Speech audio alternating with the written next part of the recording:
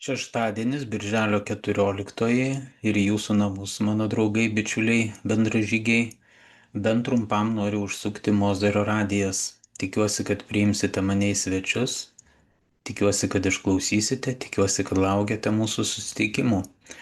Aš jų laukiu labai. Tai bus mūsų jau 31 susitikimas, kuriuo kartu su jumis aš džiaugiuosi, sveikindamas visus jūs, mano brangus klausytojai, su turbūt nesuklysiu sakydamas, jau prasidėjusią vasarą. Tokia vasara, kokios mes norime, tokia vasara, kokios mes visi laukiame. Beje, mano mėgstami jazminai Klaipėdoje, bent jau tas jazmino krūmas, kuris auga šalia mano namų, kur aš gyvenu, dar nepražydo. Tačiau aš dėl to nenusimenu, nes jis būtinai pražys. Pražys tada, kai tam ateis laikas. O laukimas man tikrai nėra kančia. Laukimą priimu kaip man skirtą dovaną, kurią galiu mėgautis neskubėdamas, priimu tai kaip gamtos man skirtą ženklą, kad viskas tiek gamtoje, tiek ir mūsų pačių tame dirbtinai sukurtame pasaulyje ateina ir ateis savo laiku. Kaip ir Žemė skriedama savo orbitą aplink Saulę nesijaudina dėl to, kaip ji greitai įveiks dar vieną ratą, nes ji žino, kad tam jai prireiks nei daugiau, nei mažiau, o būtent 365 parų. Taip ir aš, būdamas mažu žmogumi, užtikrintai, ramiai ir svarbiausia su pasimėgavimu laukiu, kol pražys jazminas prie mano lango, kol savo kvapą paskleis sode augantis bijūnas, galų gale, kol ateis mano laikas išeiti. Šią įžangą į mūsų 31-ąjį susitikimą laikykime šios dienos mūsų susitikimo pozityvų. Ir nereikia bijoti ir bėgti nuo minties apie tai, kad vieną dieną mums teks išeiti. Aš labai linkiu, kad nepabijotume prisijaukinti tos minties, nes tik tada mes iš tiesų pradėsime gyventi.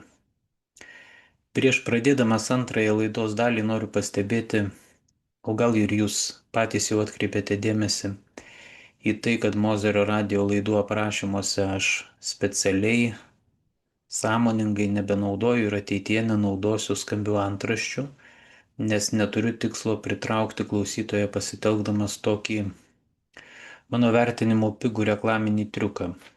Aš sutinku, kad jis paskatina žiūrovą, klausytoją pradėti žiūrėti, pradėti klausyti kažkokią laidą.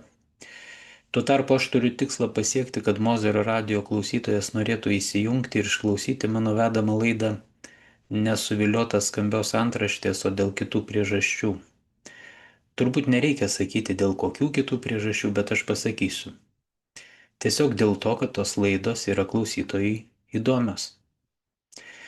Taigi dabar galime jau pradėti antrąją laidos dalį, kuri, dabar jau sakysiu, tradiciškai yra skirta rimtesnių, sudėtingesnių klausimų nagrinėjimui.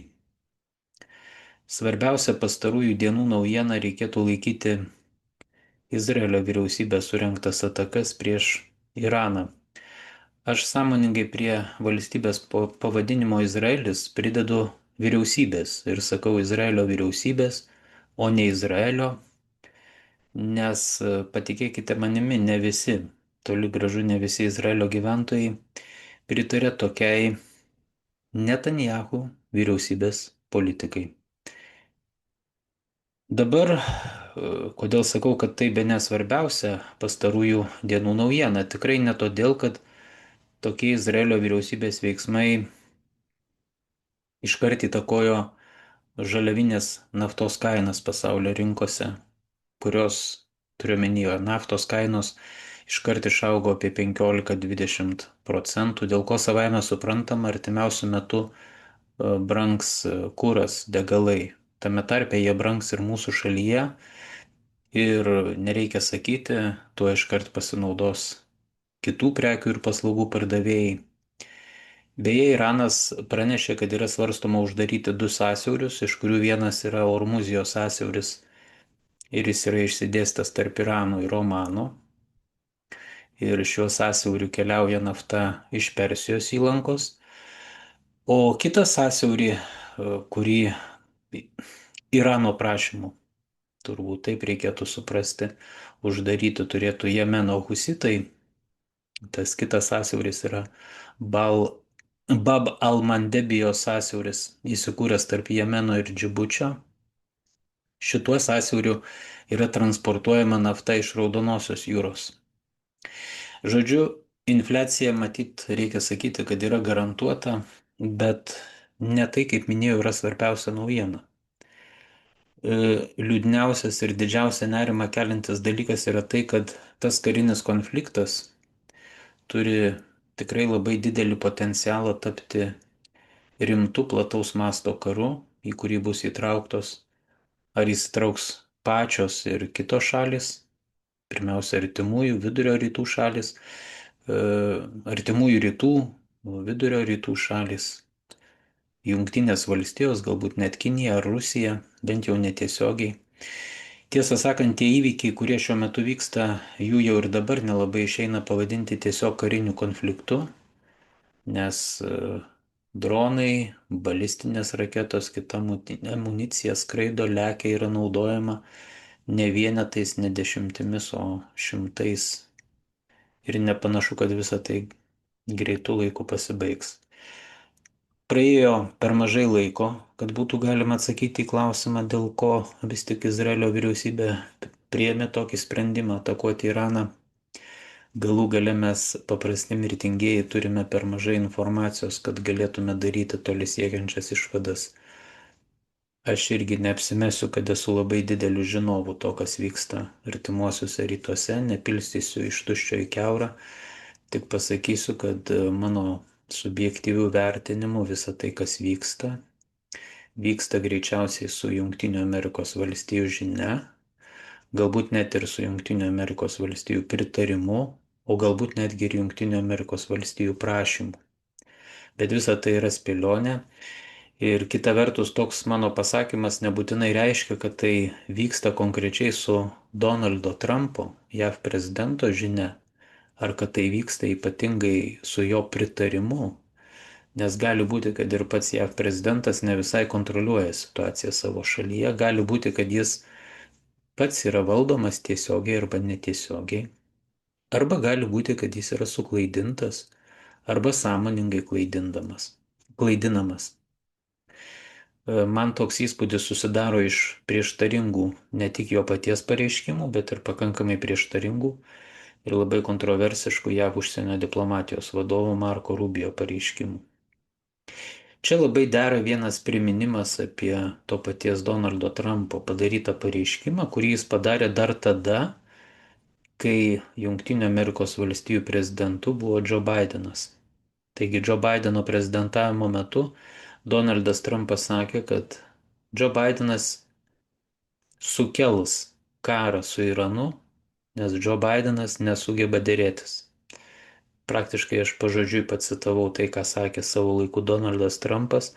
Deja, dabar matome, kad dėrėtis nepavyksta ir pačiam Donaldui Trumpui. Ir kad karas gali būti sukeltas Jungtinės Amerikos valstijas valdant Donaldo Trumpo administracijai.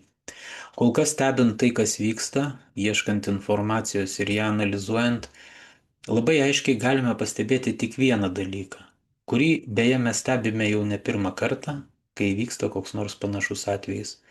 Masinė žiniasklaida, arba kaip aš vadinu, valstybinė žiniasklaida, Izraelį pristato kaip auką, tuo tarpu Iranas yra vaizduojamas kaip agresorius. Taigi šalis, kuri užpuolė kitą šalį, yra vadinama auka, o ta užpultoji šalis yra vadinama agresoriumi, kurį visas, kabutėse, demokratinis pasaulis dabar įspėja net nebandyti atsakyti Izraeliui tuo pačiu. Tiesą sakant, Iranas jau atsakė į Izraelio išpolį. Izraelis savo ruoštų vėl atakavo, tada Iranas dar vieną smūgį atgal. Taigi tas karinis konfliktas įsisiūbuoja, dėjas po truputėlį įsisiūbuoja. Kągi, bent šiandien daugiau žinių tą temą aš nepateiksiu, stebėsime kas vyks toliau. Kita vertus, mes ir neturime kito pasirinkimo, tik stebėti, melstis ir tikėtis, kad pasaulio taip vadinami galingieji susiprotės. Aš žinau tik tai vieną dalyką ir esu dėl to tikras. Visa tai, kas vyksta, tikrai vyksta ne dėl žmonių gerovės ir kovojama yra ne dėl žmonių gerovės ir ne dėl kažkokių vertybių. Nebent jie tomis vertybėmis laiko pinigus ir valdžią. Laidos pabaigai pozityvas ir jis šiandieną yra toks. Tai yra Antuano Saint-Exupéry malda, kurią aš galvoju, jūs esate gal jau skaitę ir nekartą skaitę, bet aš manau, kad tie žodžiai juos verta prisiminti ir juos yra verta pakartoti. Viešpatie, aš prašau ne stebuklų ir ne miražų. Aš prašau kasdieninės jėgos gyventi. Išmokyk mane mažų žingsnelių meno. Padėk man tapti pastabiu, kad kasdienybės margumynę laiku pamatyčiau atradimus ir patirtį, kuri skirta man. Padėk man išmokti teisingai naudoti savo gyvenimo laiką. Padovanok man išminties, kad atskirčiau svarbiausius dalykus nuo mažiau svarbių. Padėk man būti čia ir dabar, išgyvenant šią akimirką kaip pačią svarbiausią. Apsaugok mane nuo naivaus tikėjimo, kad gyvenime viskas turi vykti sklandžiai. Padovanok man aišku suvokimą, kad sunkumai, kritimai, pralaimėjimai ir nesėkmės yra neatskiriama gyvenimo dalis, kuri padeda mums augti ir bręsti. Primink man, kad širdis dažnai ginčijasi su protu. Kai reikės, atsiųsk tą, kuriam užteks drąsos pasakyti man tiesą ir padaryti tai su meile. Aš žinau, kad labai daug klausimų išsisprendžia, kai tiesiog pasitiki pasauliu, todėl prašau išmokyti mane kantrybės. Tu žinai, kaip mums reikalinga draugystė. Leisk man būti vertam šios nuostabios likimo dovanos.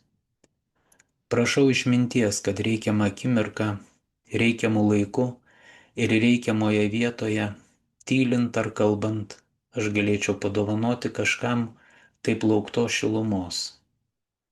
Apsaugok mane nuo baimės, ką nors gyvenime praleisti. Duok man ne tai, ko aš linkiu pats savo, o tai, kas man iš tikrųjų būtina. Išmokyk mane mažų žingsnelių meno. Mylėjai, tikiuosi laida jums patiko, parašykite savo atsiliepimą komentaro dalyje. Ačiū visiems, kurie klausėsi, ypatingai dėkoju tiems, kurie mane išgirdo. Atsisveikinu linkėdamas mums visiems gražios popietės ir maloniai vasariško savaitgalio. Tuokart sakau, iki kitų susitikimų.